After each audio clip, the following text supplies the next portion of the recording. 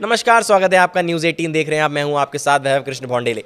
भूकंप से तबाह म्यांमार में फिर लगे झटके, 1000 से अधिक लोगों की मौत, 2376 जख्मी। देखिए 10 बड़े अपडेट्स। म्यांमार में शुक्रवार को आए 7.7 तीव्रता के विनाशकारी भूकंप के बाद से रह रहकर झटके महसूस हो रहे हैं।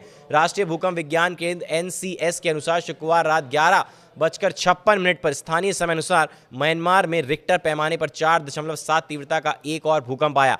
वहीं अफगानिस्तान में शनिवार सुबह 4.2 तीव्रता का भूकंप आया।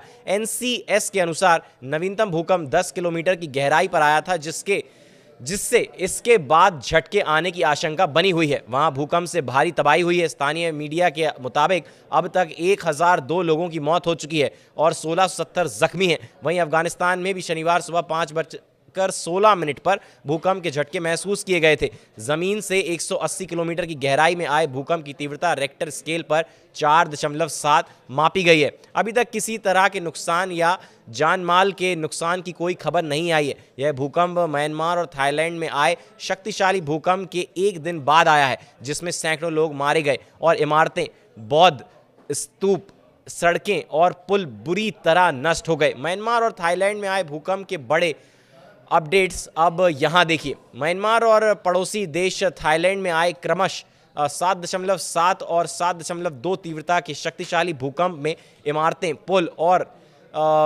बड़ी मोनास्ट्री नष्ट हो गई हैं। म्यांमार में कम से कम 144 लोग मारे गए हैं, जहां दो सबसे ज़्यादा प्रभावित शहरों से आई तस्वीरें और वीडियो में भारी नुकसान दिखाई दे रहा है। थाईलैंड की राजधानी बैंकॉक में कम से कम 10 लोगों की मौत हो गई है, जहां एक निर्माणाधीन ऊंची इमारत भूकंप के झटकों से ढह गई। भूकंप के कारण हुई मौतों और घायलों और नुकसान का अभी तक पूरी तरह से आकलन नहीं हो पाया है, खास तौर पर म्यांमार में, जो दुनिया के सबसे गरीब देशों में से एक है। यह देश गृह युद्ध में उलझा हुआ है और यहाँ सैन्य शासन होने के कारण सूचना पर कड़ा नियंत्रण है।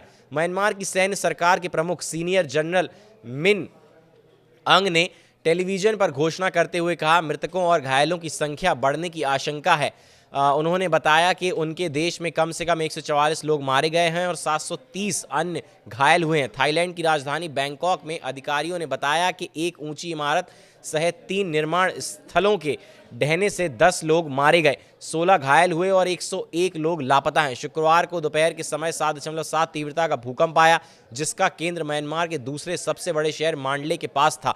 इस भूकंप के बाद और झटके भी लगे, जिनमें से एक की तीव्रता रेक्टर स्केल 6.4 मापी गई है। मांडले में भूकंप के कारण कथित तौर पर कई इमारतें ढह गईं, जिसमें शहर के सबसे बड़े मठों में से एक की भी शामिल हुई। म्यांमार की राजधानी नेपिडॉ की तस्वीरों में बचाव दल को सिविल सेवकों के आवास वाली कई इमारतों के मलबे से पीड़ितों को बाहर निकालते हुए देखा गया है। म्यांमार की सरकार ने कहा कि सबसे ज़्यादा प्रभावित इलाकों में ब्लड की बहुत ज़्यादा ज़रूरत है। ऐसे देश में जहां पिछली सरकारों में कभी कभी विदेशी सहायता स्वीकार करने में भी धीमी रही थी जो पिछली सरकारें। मिन आंग ने कहा कि म्यांमार सहायता स्वीकार करने के लिए तैयार है। भारत ने विनाशकारी भूकंप का दंश झेल रहे म्यांमार को 15 टन राहत सामग्री भेजी है। भारतीय वायुसेना का C-130J सुपर हरक्यूलियस विमान हिडन एयरफोर्स स्टेशन से राहत सामग्री लेकर म्यांमार रवाना हुआ है, जिसमें टेंट, स्लीपिंग बैग, कंबल, खाने के लिए तैयार भोजन, वाटर और भी कई चीज़ें, आवश्यक दवाएं भी शामिल हैं।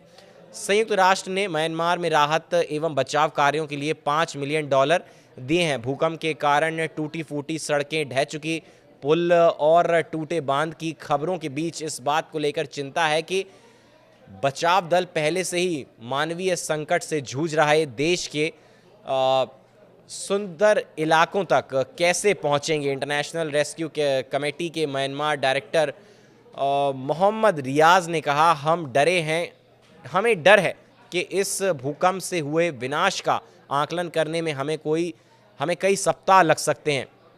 वहीं यूएस जियोलॉजिकल सर्वे के अनुमान उन्होंने ये लगाया है कि मरने वालों की संख्या 1000 से अधिक हो सकती है। तो एक दफ़ा फिर से भूकंप के झटके महसूस किए हैं। आगे भी बड़ी अपडेट्स के लिए आप हमारे साथ न्यूज़ 18 के साथ जुड़े रहिएगा। धन्यवाद।